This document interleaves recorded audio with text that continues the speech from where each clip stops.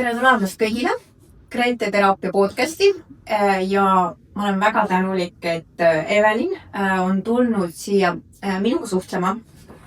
Ja tere tulemast, Evelin! Tere kutsumast! Ja tore, sest et kui sa eelmine kord kutsusid mind osalema paneelis, kus ma sain rääkida natuke vanemlikust võõrandamisest ja oma mõtteid jagada, siis väga tänuväärt üritus ja sellest tekkiski mul mõte, et sa võiksid rääkida ise rohkem laste heaolu spetsialistina ja ka Eesti Sotsiaaltöö Assotsiatsiooni Põhjapiirkonna juhatuse liikmena. Kuidas sina näed üldse seda võõrandamist, üldse neid juhtumeid, mis teieni jõuavad, kui sa puutud selliste perekonnakonfliktidega kokku, mismoodi on see üldse ajas muutunud, kuidas oli need juhtumid varem, kuidas nad on nüüd. Mina puutun nendega nii palju terapeudina kokku, et nad jõuavad minuni need murelikud vanemaid, kes ei saa kuskilt abi, et neid mõistetakse, ja et nendel ka siis kohtus antakse neile toetust, et nad on tihti segaduses, et miks seda vägivalla olukorda ei lahendata. Ja nad on seal, nad ei oska õigesti astuda neid mingeid samme, midagi teha.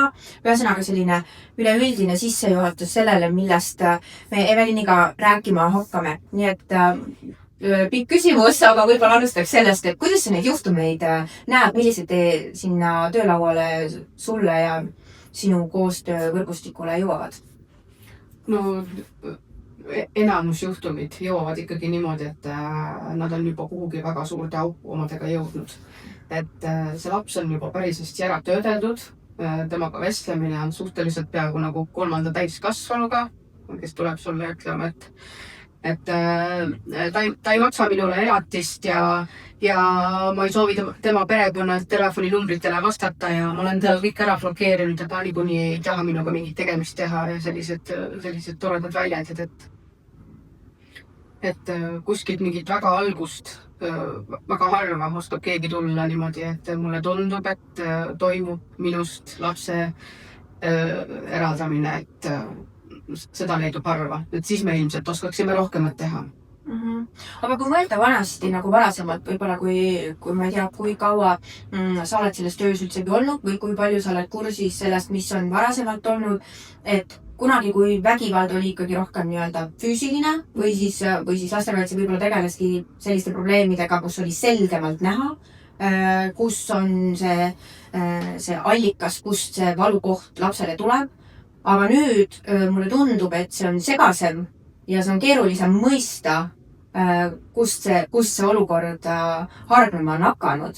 Et kuidas te selles, kui see küsimus läheks sinna, et kuidas see oli varem ja kuidas see on nüüd ja kuidas te oskate sellistes hallimates või hägusemates olukordades lahendust leida? No, vanasti oligi ju lihtne, et sul lihtsalt kas vanemad kaklesid ja vanasti tegelikult jäi see ju oma õue peale. Enne kui see sotsiaaltöö üldse siia, Eestisse tuli ta ju eriti hilja, et aga enne seda olidki lihtsalt vanemad ajasid oma rida ja kui sa lapsega kokku ei saanud, siis nii ta lihtsalt oli. Et edasi ta arenes ju konfliktseteks suheteks, kui hakati tegelema sellega ja lepitusega. Ja siis nüüd on ta juba laiemalt, on ta siis eraldi vaimne vägivald, võõrandamine, füüsiline vägivald, lihtsalt vanemate vahelised konfliktsed suhted. Et nüüd on neid variante lihtsalt nii palju, et nüüd ongi vaja täpsemaid oskusi ja teadmisi, et kui sa selle mingisuguse perekonnaga kokku saad või kõigi osapooltega suhtled, siis et kuhu kategoorisse ta üldse läheb. Sest kui sa valid vale kategooria, siis sa juba aitad teda valesti. Kuidas sa näed praegu lastega töötavaid või lapsi kaitsvaid ameteid, et näiteks see laste heaolu spetsialist ju, et kuidas sulle tundub, kuidas inimesed näevad nende tööülesandeid, mida nad tegema peavad ja kuidas see tegelikult on? Ilmselt on veel palju arvamust, et me sekkume seal, kus ei ole vaja. Aga ütleme niimoodi, et tegelikult ei sekku. et kui on tulnud murekoht kuskilt, me lihtsalt hindame ju tegelikult olukorra ära ja põhiline asi on nõustamine. Me ei sekku, kui ei ole vaja. Kõigil peredel ja kõigil on omad mured. Vahet pole, kas laps elab ühe vanemaga, mitme vanemaga, on neil kärgpere, mitte miski ei oma tähtsust. Me veendume, et nemad kui tervik toimivad, nõustame ära ja asi ongi lahendatud. Me ei sekku niisama ja eesmärk on ikkagi vanemad ja lapsed on see pere. Kui lastel on kodus kõige parem olla, siis sinna nad ju ka jäävad. Et me ei ole oht kellegile, et meie poole tasub pöörduda, küsige nõu. Me ju anname seda, selleks me olemegi selleks, et vanematel olla abiks. Mulle tundubki, et lapsevanemad ootavad, et laste kaitse aitab selle keerulise juhtumi puhul, kui üks vanem on manipulatiivne ja võõrandab last. Et kas sellistes olukordades praegu üldse on mingid, kas on lihtsalt nõuandmine või on ka mingisugune sekkumine või mis tasandile see jääb? Oleneb siis, kus maal see perekonna probleem jõudnud on, sest meie saame nõustada, me saame toetada. Ongi niimoodi, et kuidas mingis olukorras käituda, mida mingisuguses olukorras teha, kelle poole pöörduda, aga kõige suurem koht, kus meie seaduslikult saame aidata, on kohtupink, et seal on ikkagi meie arvamusel on oluline roll, et seda ju kohtunikud ootavad, et see oleks sisuline, et see ei oleks lihtsalt niisama, et vaid seal peab olema mingisugune põhistatud tegevus taga, et sa oled hinnanud ära selle olukorra ja oskad kohtule öelda, mis sellele lapsele antud olukorras parem oleks. Et kui siis lapsevanem tahab kohtusse minna sellega, et ta tajub, et on vaimne vägivald tema kui ka lapse osas, aga see on kõigest vaimne selles suhtes, et füüsiliselt ei ole midagi. Kui suured võimalused seal üldsegi sellises vaimse olukorras on saada nii-öelda hooldusõigust või siis täitsa sellist tulemust, et laps ei peaks olema jagatud 50-50. Kas sa näed sellele üldse hetkel, et seda tehakse või see suundub sinna ka? Ilmselt liigub see juba sinna poole, sellepärast, et selleks on vaja head terapeuti, kellel on kompetents hinnata seda olukorda niimoodi, et toimub vaimne vägivald. Et mitte lihtsalt ei ole tülitsevad lahku läinud vanemaid, vaid et seal toimub vaimne vägivald. Siis selle abil, see on tõend ju, see on samamoodi tõend ja see lävib kohtus. Et täiesti reaalne võimalus. Aga lihtsalt, et peab veenduma, lugema, uurima spetsialiste, vaatama, kelle juurde minna, mitte lihtsalt igale poole. Sest et kui ma ise kohtunikega mingi aeg oma koolitöö jaoks suhtlesin, siis sealt tuli välja lihtsalt see, et ega nad ei võta arvesse iga terapeuti arvamust. Nad ikka veenduvad ise ka, et kas ta on ikka mingi kvalifitseeritud ja ikkagi korralik terapeut, et me võtame siin kuulda teda. Et selles suhtes ongi, et lapsevanem veendugu ise, et kelle juurde ta ikkagi läheb, vaadaku taust ja uurigu seda, ja kui see on korralik, siis see sobib ilusasti tõendeks. Et enamasti aitab ikkagi see kliinilise psühholoogi või kellegi, kellel on nii-öelda rohkem kvalifikatsiooni antud, et tema siis hinnang. Põhimõtteliselt jah, kliiniline psühholoog on väga hinnatud kohtunike seas. Minul jällegi on omalt poolt siin selline kogemus, et mina ise ei ole kliiniline psühholoog ja ma olen väga kvalifitseeritud just võõrandamise koha pealt ja vaimse vägivalla ja nartsissismi ja nende juhtumite koha pealt. Ma olen võtnud väga palju spetsiaalseid koolitusi sellele välismaalt ja ma olen selles osas pädev ja ma panen tähele, et tegelikult seda pädevust kõikidel kliinilistel psühholoogidel ei ole. Jah. Ja seal ongi siis see, et samas kui kohtunik vaatab, et on see akadeemiline haridus on seal nii-öelda olemas, aga tal puudub sellele valdkonnale tegelikult teadlikkus, siis samas see paneb mind mõistma oma kliente, kes ei saa sealt abi. Ja siis tekibki sealt, mulle tundub selle kohtuga nii-öelda see error, et kas kliiniline psühholoog saab aru, millega on tegemist. ja kui seda usaldatakse kohtus, siis minu kliendid on tihti selles, et nad ei saa ise usaldada seda kliinilist psühholoogi selles, et nad ei ole mõistetud selles olukorras. Jah, nendel ilmselt ei ole mingisugust eriväljaõpet sellise teema poole pealt. Need on ju rohkem ikkagi teised terapeudid, jah. Et aga kui ikkagi väljaõpe on olemas, siis kindlasti kohus ju arvestab seda ka. Ja, et ta ei pea olema kliiniline. Et lihtsalt, et kliiniline on see, kes oskab rohkem tuvastada juba seda vaimse vägivalla, need, mis tagajärjed on, trauma juba. Ja, mis seal on ajus toimunud. Jah, seda on hea tegelikult inimestel teada, kes ka nii-öelda seda küsimust on minult küsinud. Et see segadust nagu vältida. Aga kui sa vaatad selle koha pealt, et kui sa näed neid vanemaid, et vanasti oli uskumus lastekaitses, kes esimesena sinna, siis oli lastekaitse, nüüd on see teise nimetus, aga lastekaitsesse nii-öelda jõuab, siis see nagu on võitja. Et see oli varem, oled sa sellest teadlik? Ma ei ole seda nagu niimoodi näinud, aga ma olen vanemate seas kohanud küll seda, et kes esimesena tuleb, siis ta arvab, et mina olen nüüd see õige, mina otsisin abi ja nüüd kõik käib selle järgi, mida mina ütlen. Siis tuleb see teine vanem, aga mina tulin ka, et sa ei tunda ainult üksi, et mis siis nüüd saab. Aga tegelikkuses on asi ju ikkagi väga-väga kaugel sellest, et võitjaid meil seal laua taga ju ei ole, kui kaks niimoodi kaklevad, et nemad kaklevad oma vahel, aga meie oleme seal vahepeal ja vaatame seda väikest põngerjat seal vahepeal.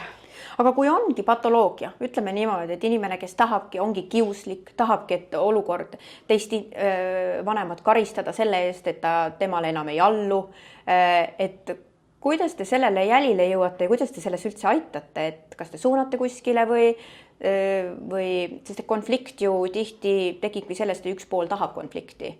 Jah. See, kes tahab, see ei lõpeta. Et meie saame nõustada ja suunata kuhugi nende täpsemate spetsialistide poole, kes saavad mingis konkreetses kohas aidata, kas siis politsei või siis tõesti kohus või siis need lähenemiskeelud ja asjad, et meie saame suunata kuhugi. Otseselt meie käes ei ole mingeid vahendeid. Et ta jääb, kes kiusab kogu terve kohtumenetluse ja lükkab seda kogu aeg edasi, pikendab, need käivad aastaid, lapsed saavad täisealiseks, need kaklevad ikka veel edasi. Ta jääbki kiusama. Et mina ei ole kaua valdkonnas olnud umbes mingi 10 aastat või niimoodi, aga mina ei ole näinud, et keegi lõpetaks. Et isegi kui laps saab täiskasvanuks, et ta juba elab oma elu, aga suhtleb ikkagi ainult selle ühe vanemaga, aga seda teist ikkagi ei taha, et ta ei lõpeta ikka. Et ma ei tea, mis sellist inimest lõpetama paneb, et mis teda aitaks. Ja, et seda ma olen ka tajunud, et minu kliendid ikkagi ootavad, et kuskil mingi ametnik sekkub või kohus sekkub või ütlebki, et jah, me oleme tuvastanud, et ta on vaimselt vägivaldne. Me kohtumäärusega seame nii-öelda nagu sellele piiri või nii edasi, et ootavad siis seda mingisugust muutust sealt poolt, sest ohver ise ennast kaitsta ei suuda üksi täielikult lõpuni ja seal on selles suhtes see koolitus, mille ma olen kokku pannud, ongi selleks, et kuidas saada siis ise õppida tundma siis selle patoloogilise inimese patoloogiaga inimese aju, teada, mis tal toimub, mida sa tegema hakkab ja mida sa saad teha selleks, et ta sind ei saa trigerdada ega mõjutada. Seal on omad võtted, need on inimesed sellises olukorras on väga keerulises kohas, aga ma näen, et mu võtted mu klientidel töötavad, mis on, ma näen natukene mu klientide silmis lootust. Ja see on hetkel, mida mina näen, et mis aitab neid nagu natukene toetada, et nad saavad ka ise millegiga hakkama, sest et praegu on paljudel ikkagi lootus, et keegi paneb sellele, aga minu kliendid ka, kes jõuavad sinna kohtusse, nad ikkagi tajuvad, et okei, lapsele on tõendid, et ta on olnud füüsiliselt vägivaldne lapsele ja nii edasi.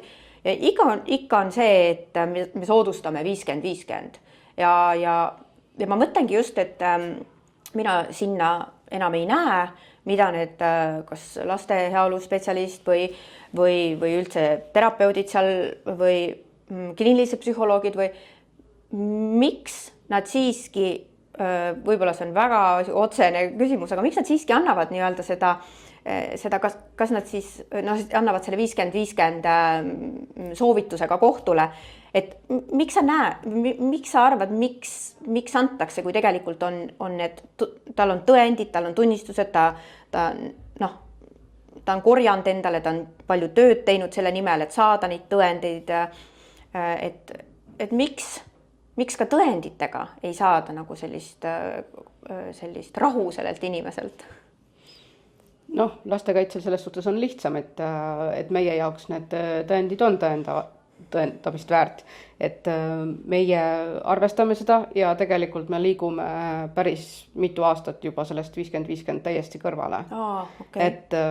Et lihtsalt, et see on selline turvatsoon, sa ei võta kumbaltki vanemalt midagi ära, see on ilmselt, tundub, et kohus tegelikult on hakanud ka seda rohkem mõistma, et meie paneme julgemalt seda oma arvamusse ja tegelikult kohus proovib ise samamoodi, et kuskile poole peab ta olema kaldu ikkagi, sest kui me mõtleme päriselt, mida see 50-50 tähendab, laps reisib, laps tegelikult elab kohvri otsas. Ja.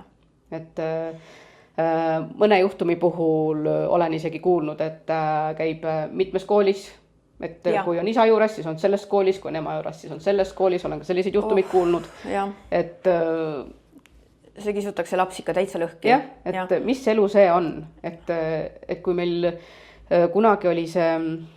kunagi tuli populaarseks Eestisse, oli vist linnupesa, oli vist selle termini nimi, kuidas laps elab ühes kohas ja vanemad reisivad, et sellel oli hästi konkreetsed nagu reeglid ja seda saavad teha ainult need vanemad, kes nagu omavahel läbi saavad.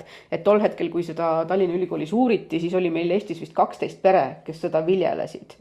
Et olgem ausad, miks see niimoodi ei võiks tegelikult päriselt olla. Loomulikult on ta keeruline ja vanematele nii kulukam, aga lapsel on oma kodu, millele me tegelikult mõtleme, kui me lahku läheme. Kõik väidavad, et nad tahavad lapsele parimat. Kas nad ikka tahavad? Jah, et see on keeruline juhtum sellisel puhul, kui on keeruline teha seda, kui see juhtum on see, kus teine pool on kiuslik. Siis see on lihtsalt veel suurem kontrolli võimalus. Ja siis sellisel juhul ei saagi teha ja laps, et ta käibki kahes kodus, see on siis ideaalis, kuidas mina nii-öelda pooldan üldse seda, et tegelikult vägivaldne isik kas ei osale üldse või ta osaleb siis mingisugustes vähestes tingimustes, eks ole. Aga siiski see 80-20 on minu jaoks see, mida tuleks rakendada sellisel juhul, tähendab, see on minu vaade sellele olukorrale, sellisel juhul, kui vanem, kes tegelikult väga palju ei ole osalenud lapse elus, on võib-olla nädalavahetused siin koos mingisugustel toredatel tegevustel, aga sellised võib-olla sellised igapäevased arstide visiidid, trennidega tegelemine, kooliga õppimine ja nii edasi. Enne lahkuminekut on olnud ühe vanema roll, siis ta tegelikult peaks jätkuma lapse jaoks sellisel viisil. Ja see on, ütleme vägivaldsete juhtumite puhul, ma arvan, et see, kes on vägivaldne, ei peaks üleüldse osalema. Sest et vägivald ei lõpe ära enne, kui see täielikult ära võetakse. Aga nii palju mina olen andnud kohtule perelepitajana tagasisidet ja kui ma näen, et ühel vanemal ei ole empaatiavõimet, siis ma olen pakkunud välja 20-80.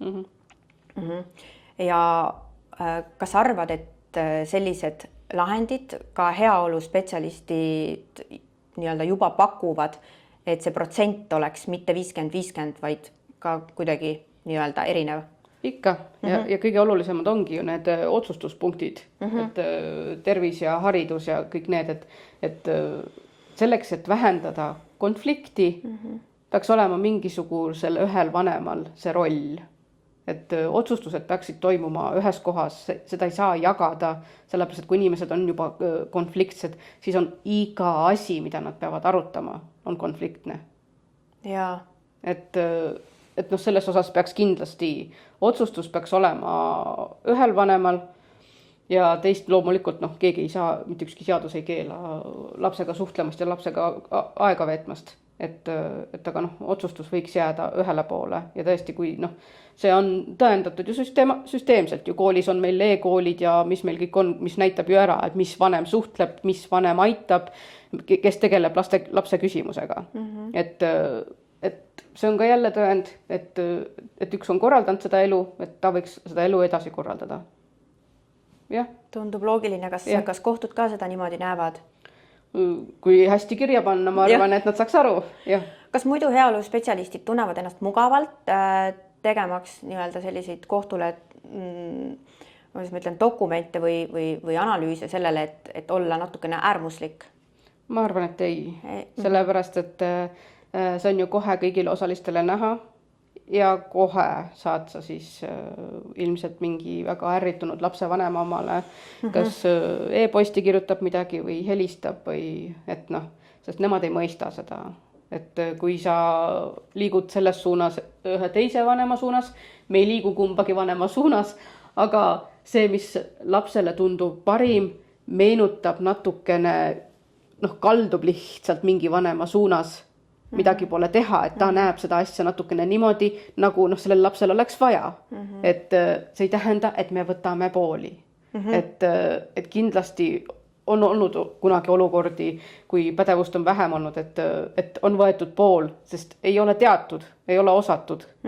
Aga nüüd meil peaks nagu olema rohkem pädevamad spetsialistid, et see suudetakse ära põhjendada niimoodi, et tegelikult mitte kumbadki vanemat ei eelistata, vaid eelistatakse seda, mis on lapsele sobivam. See tuleb kirja lihtsalt niimoodi panna kuidagi, aga noh, see on jälle oskus oma ette. Nojah, lõpuks ikkagi tuleb, no ütleme sellises vägivaldsetes juhtumites ikkagi vaimne vägivald, kus on võõrandamine, tegelikult peaks võtma poole selliselt, et mitte see, et vanem, kellel on patoloogia ja tal ei ole seda nagu ravitud või siis ta ei ole ise tahtnud ravida, siis mitte olla isikuliselt kellegi vastu, aga selle käitumise vastu. Ja siis see, kuna see keegi, kes seda käitumist viljeleb ja edasi annab, siis ju otseselt see ongi tema vastu.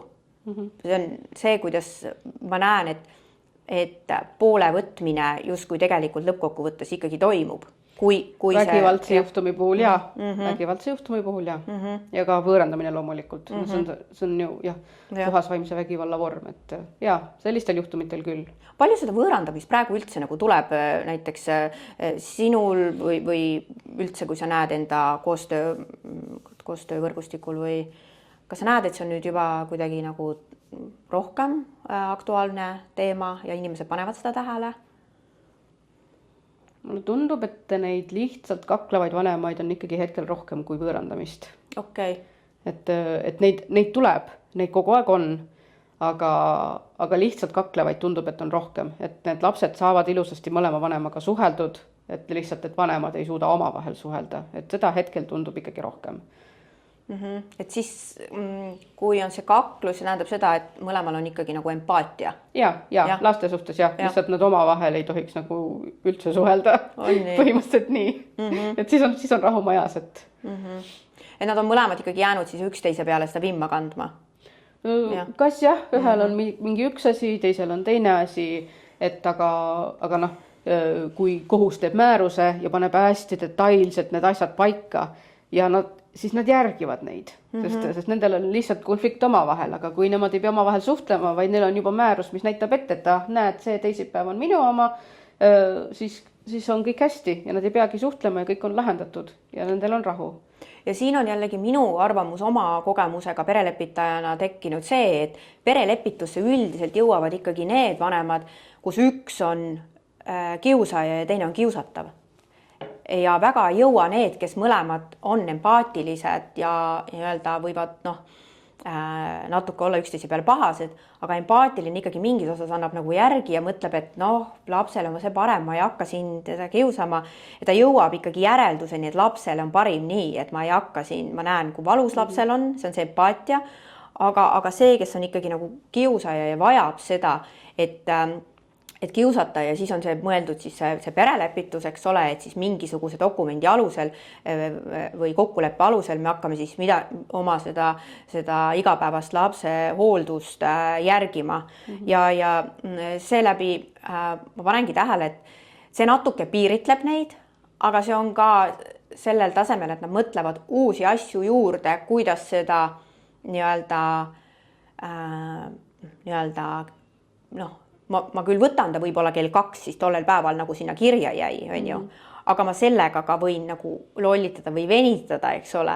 Või siis võin hoopiski olla nagu ohver või pahane, et mind sinna üldse perelepitusse suunati ja ma pidin mingisuguse vastutuse võtma, sest et nagu me teame, kiusajad vastutust võtta ei taha. Et nad tahavadki nii-öelda, et see kõik oleks hägune ja selline konfliktne. Et mina näen seda perelepitusplaani konfliktset, et see ongi juba, noh, vähesed jõuavad sinna, et see on lahend, et et ma enne ei tundki ise selle peale, et võiks kirja panna ja võiks järgida. Et tihti nad ikkagi on kumbki see, kes mõtleb, et kurat, ma siin nüüd olen, et mind on nagu sunnitud siia, aga nüüd see nagu vähendab mu võimalust nagu hoida seda asja hägusena. Et see tundub mulle nii. Kuidas sulle tundub? Noh, keegi natukene domineerivam tahab ikka tihti peale olla. Jah, et neid puhtaid ilusaid lugusid, neid on ju väga harva. Need üldjuhul meie lauani ei jõuagi, kui nad suudavad reeglid paika panna, vahet pole kus, et nad ei pea isegi lastekaitsele ja kohtu juurde jõudma, nad lähevadki ise selle lepitaja juurde, teevad need kokkulepped valmis ja ongi asi lahendatud ja elavad ilusasti oma elu. Et nendest ju meie ei teagi midagi. Et meil ikkagi tulevad need natukene keerulisemad, et ma sain täna varem vabaks, ma võtan nad hoopiski 13:45. Et aga aeg on 2, siis sõnaga ma siis ootan siis see 15 minutit sul seal maja ees. Ja olen vihane. Või et kell on juba 2, et kus nad on, et 2:01 on juba, et miks nad ei ole juba välja tulnud ja et sellised, midagi pole teha, et kellelgi on see kius suurem. No aga see kius ongi ju tegelikult samas vägivald, et kuidas sa näed selles osas, et kui keegi kogu aeg nagu kiusab, et see kius, nagu me kooliski näemegi, et tegelikult on see kiusamisvaba kool ja kõik need asjad, mis on nagu tehtud, see märgistus sellele, et milline kool siis sellega tegeleb, et kuidas see siis see kiusamine, kui see on juba lasteaias ja koolis ja nii edasi, siis ta läheb suhetesse nagu edasi, et koolis saab see õpetaja seal seda märgata, eks ole, koolist väljas seda ei näe keegi, mis seal väljas kooli ukse taga toimub, aga nüüd see jõuab ju ka kodudesse. Et see ongi ju, mina näen, et see on kius, et see ongi vägivald ja kiusamine on ju vägivald. Ja kui keegi kiusab, mulle tundub, et siin on see koht, kus on jälle see hägune, et mis on konflikt ja mis on vägivald. Kuidas sina seda näed? Minu arvates sellistes olukordades keskendutakse rohkem sellele kannatajale, tegeletakse tema selle valu ja mure ja tema aitamisega, aga intensiivsem tegevus peaks ju toimuma sellega, kes kiusab. Tema tegevusele on vaja ju leida lahendus, et see lõpeks või väheneks või peatuks või mis iganes termin. Et see nagu lükkub nagu kuhugi mujale, et keskendumine on ikkagi sellele ohvrile, et tundub, et seda nagu koolisüsteemis tundub ka seda veel ikka olevat, et see, keda kiusatakse, et tema saab nõustamist, teda saadetakse igale poole, aga kiusaja käib koolis edasi ja leiab järgmise ohvri ja et tähelepanu on võib-olla natukene vales suunas, ütleks mina siis. Kas laste heaolu spetsialist selles osas saab seda märgata ja tegelikult anda kohtule, kui see olukord läheb kohtusse või vähemalt suunata seda ohvrit kohtusse minema, et tal on nii-öelda laste heaolu spetsialisti tagala seal, et see arvamus on nii-öelda ka midagi, mida kohtule edasi anda, et kui näha, et see kiusaja tuleks peatada. Kui see on selge ja me näeme, et jah, kellegi heaolu on rikutud, siis jaa. Et kui te märkate seda kiusamist, kas te saate anda näiteks kinnituse ohvrile, et me toetame kohtus, kui ta otsustab minna?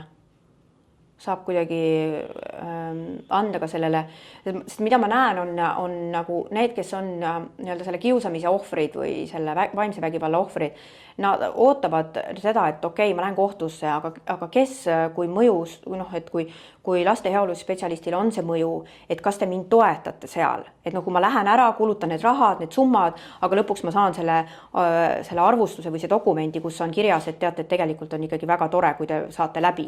Et selline üleüldistav, siis ta on nagu hästi pettunud, et ma rääkisin, mind mõisteti, minust saadi aru, ma läksin kohtusse ja see kirjutis on siis nagu selline üleüldine, et ma saan aru, et tegelikult ka laste heaolu spetsialistid mõnes mõttes kardavad neid psühhopaate, kiusajaid, et kuidas selles olukorras tagada nendele see, kui nad on niikuinii ohvrid, et nad ei oleks taasohvristatud ka selle poolt, et see lastekaitse või laste heaolu spetsialist siis julgeks anda selle mõtte edasi ka sinna paberile, mida ta on andnud siis sellele ohvrile. Spetsialist niisama ju lubada midagi ei saa. Et kui ta on selle olukorra ära hinnanud ja see ongi nii, nagu kannatanu väidab, siis loomulikult on tal ju spetsialisti tugi. Et aga lihtsalt, et meie peame oma töös samamoodi veenduma ju, mis toimub. Et me ei saa lihtsalt uskuda ühte inimest, kes meile sinna tuleb. Me peame veenduma selles terves komplektis, et laps, mõlemad vanemad ja vaatama selle üle. Et kui palju teil on näiteks võimalus saata inimesi isikuhäiret tuvastama või mingi isiksuse profiilist aru saama või on see ikkagi kohtu kaudu või te saate vähemalt nagu nõustada, et kuidas võiks seda teha ja kui palju on üldse kogemusi näiteks sinul teadmisega, et selliseid asju üldse tehakse? See on ju tervisliku seisundi hindamine, et meie saame loomulikult nõustada ja soovitada, kui me märkame midagi, kui me märkame, et see on nagu eriti ohtlik lapsele, siis me saame tegelikult ka natukene kohustuslikus korras seda määrata, et suunata lapsevanemat. Aga see on siis, kui tõesti, et on ilmselgelt näha, et tema käitumine kahjustab lapse heaolu. Et aga nõustada ja soovitada saame me loomulikult.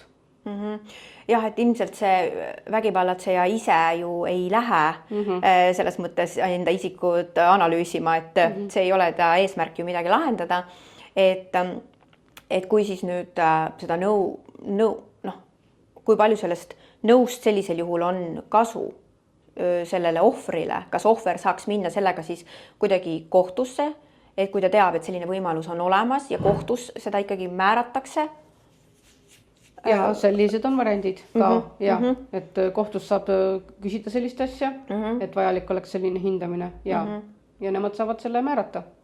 Kas seal on ka vaja laste heaolu spetsialisti mingisugust tuge, nõusolekut või saaks see ohver nii-öelda, ohver on väga halb sõna, aga ellujääja või ükskõik selline selles kiusatav või et kas ta saaks ka tegelikult saada selle mingisuguse nõusoleku paberi või dokumendi, mitte nagu nõusoleku, vaid kuidagi mingisuguse soovituse, mis on teie poolt ka nii-öelda hinnatud, et inimene võiks olla sellist hinnatud ja minna spetsialisti juurde, oma sellist heaolu spetsialisti juurde või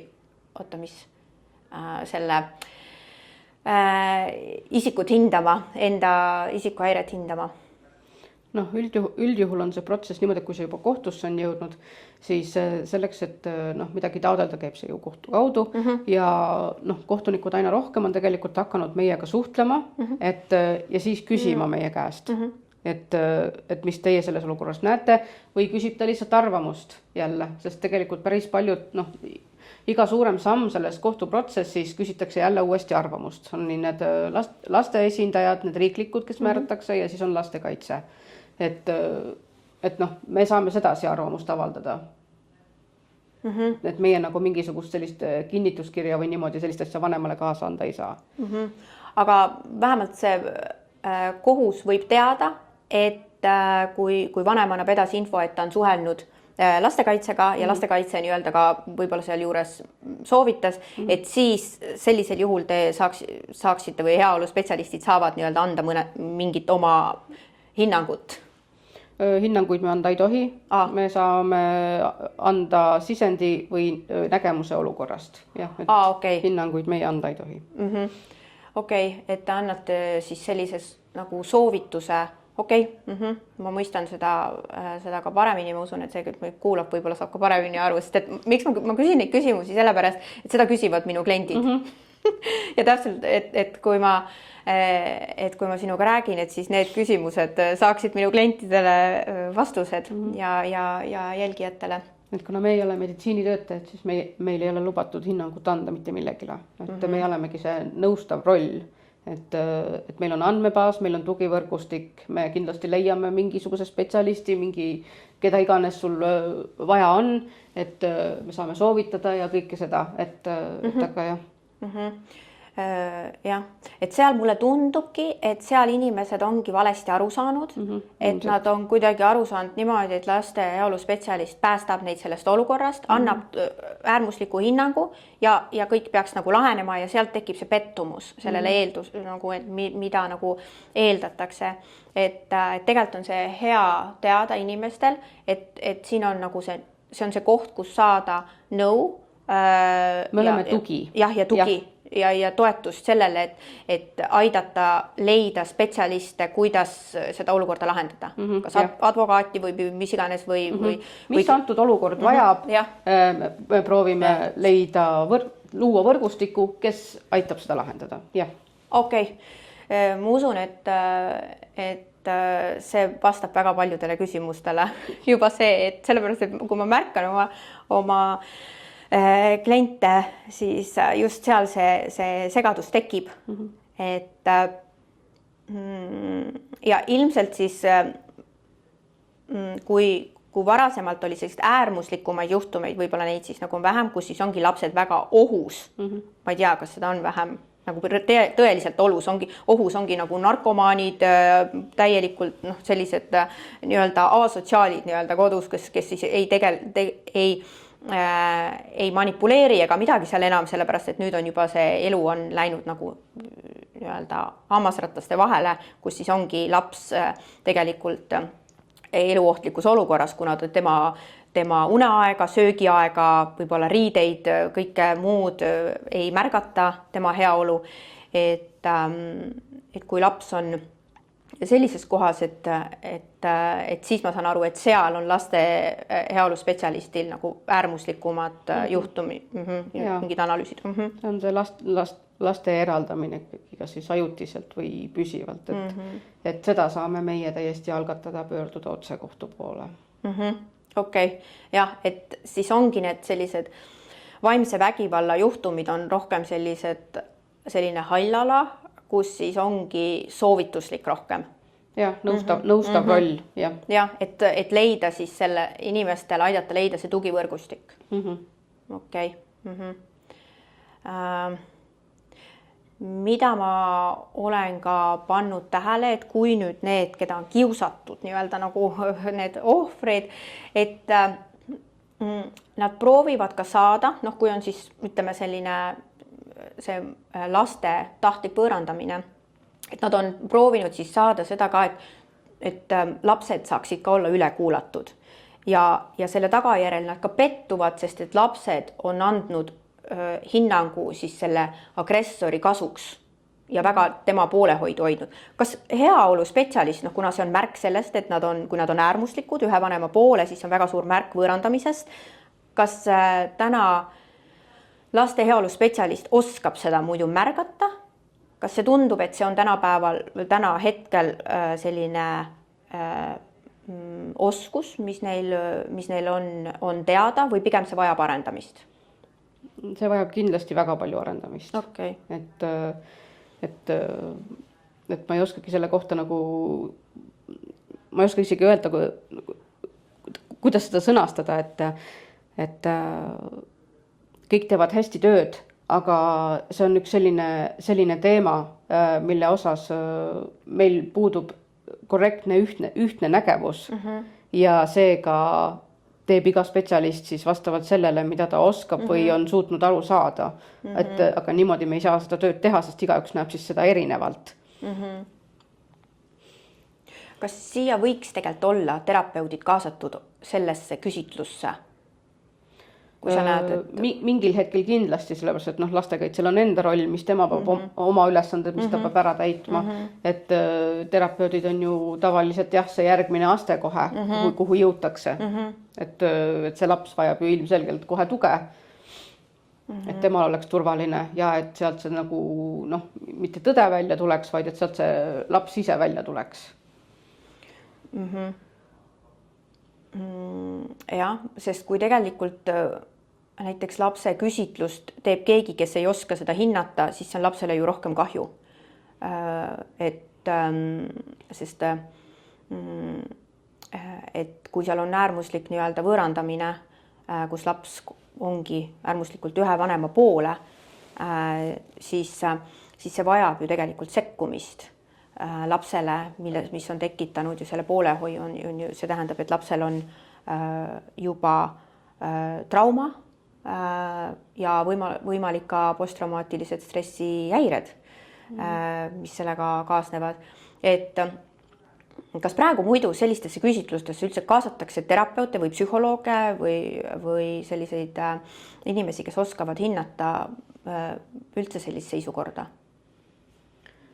Päris niimoodi ma ei tea, aga ise olen praktikas võtnud terapeudi kõrvale mõne juhtumi puhul, et kes võib-olla oskab, vaatleb ühesõnaga siis seda minu vestlust lapsega ja hindab sealt võib-olla siis kehakeelt ja niimoodi, et sellist praktikat on küll hakanud rohkem tulema, et aga see on ju ka see, et kui palju meil tegelikult Eesti spetsialiste on, kes oskab hinnata seda teemat.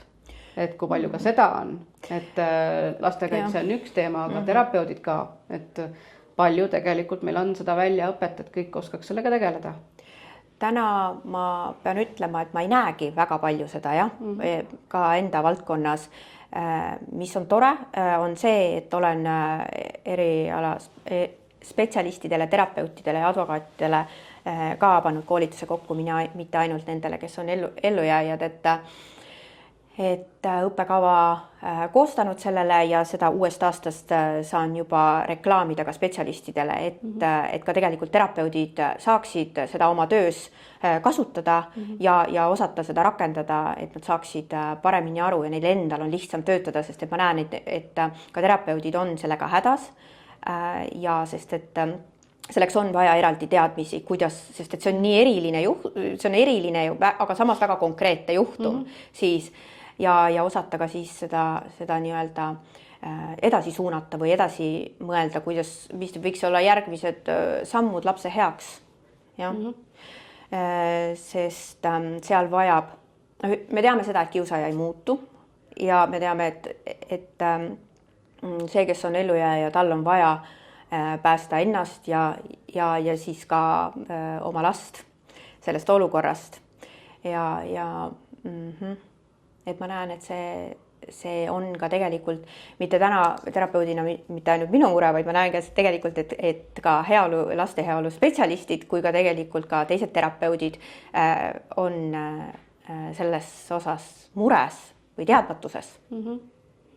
Eks me kõik vajame ju seda konkreetset ühtset mõistmist, sest niimoodi me saame koostöös läheneda asjale, aga kui igaüks näeb seda erineva pulga pealt, siis on koostööpunkt väga raske. Ja kes meil kannatab? Laps. jah.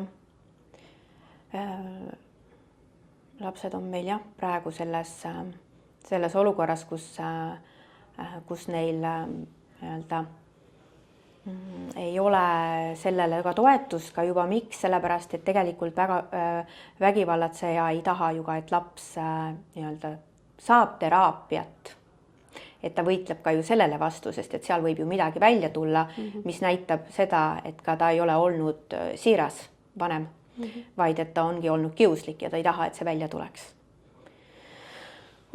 Kohutav. Raske valdkond, aga noh, kui koostöös muudkui neid uusi asju välja mõelda ja liikuda ühtselt, siis on need lahendatavad. Ja. Või parandatavad siis, kas lahendatavad, aga parandatavad. Jaa, et täna ma näen juba tänu oma nendele koolitustele, mida ma olen läbinud, ma juba näen mingit valgust seal tunneli lõpus, et midagi on võimalik ikkagi teha. Et mingil hetkel ma olin ka selles osas nagu lootusetu, et näen ära need nartsissistlikud suhted ja näen ära, kuidas sellest välja tulla ja nii edasi, aga nüüd, mis on selle lapse ajus toimunud, mis on see, mida tegelikult siis saame me ise ära teha, et toetada tema ajufunktsiooni, mitte vastu võõrandada, vaid toetada, et ta sellest traumast nii-öelda ei taas traumatiseeriks teda. Et see on midagi, mida ma näen, et praegu olles läbinud neid koolitusi natuke mingit valgust kuskil, et sellepärast ma neid koolitused olen ka kokku pannud, et me liigume õiges suunas, sellepärast, et kõik ootavad tegelikult midagi, et saaks selgust. Tegelikult kõik osapooled, kohus, terapeudid, omavalitsusspetsialistid, et tegelikult kõik ootavad seda, et aeg tuleks lihtsalt ise see ära teha ja ma loodan, et minu nendest õppekavadest saab natukene selgust, mida ma olen nagu koostanud ja ma loodan, et ma saan varsti anda natukene infot, et seal jääb siis nii-öelda peale seda jääb oma valdkonna spetsialistidel ise siis otsustada, kui palju nad ja mida nad sellest kasutusele võtavad, aga vähemalt see annab võib-olla nagu teadlikkust, kuna oma valdkonna spetsialistid mujal maailmas kasutavad seda ja mul on sellele nii-öelda nagu lootust. Et ma saan aru, et tegelikult siis ka sinu poolt, kui ma sind kuulan, siis see on see ootus sellele, et sellele on vajadus saada natukene aru, mis toimub selle lapse ajus, kuidas seda aidata. Ka tegelikult saab juba aidata, lapsevanem saab aidata tegelikult juba ka ju laste heaolu spetsialist. Et oluline ongi see, et noh, kui me käitume valesti, siis me teeme lapsele liiga. Et meie väljund lapse suunas peab olema ühtne ja õige. Et kui me oleme tuvastanud võõrandamise, siis me peame oskama tegeleda võõrandamisega.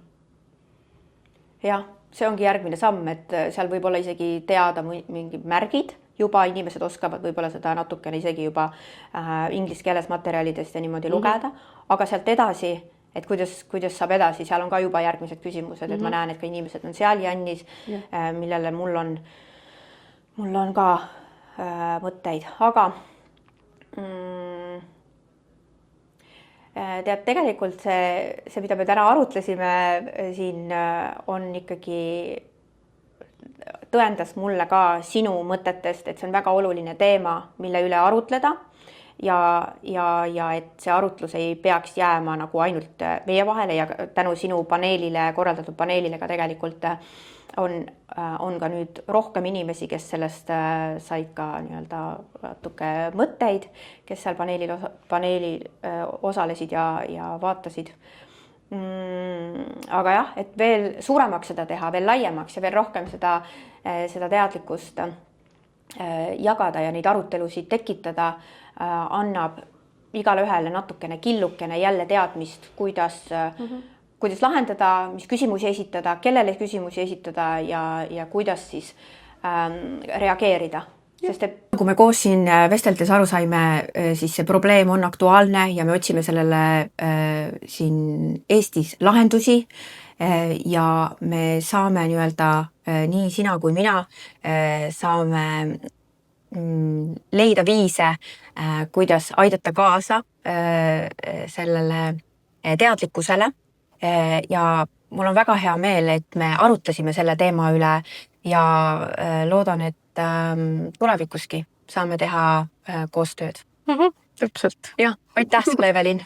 Aitäh kutsumast!